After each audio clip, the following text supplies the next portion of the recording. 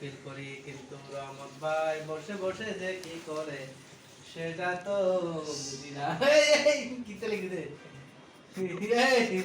গর্ব করতে করতে তোর পিঠ ব্যথা হয়ে গেল।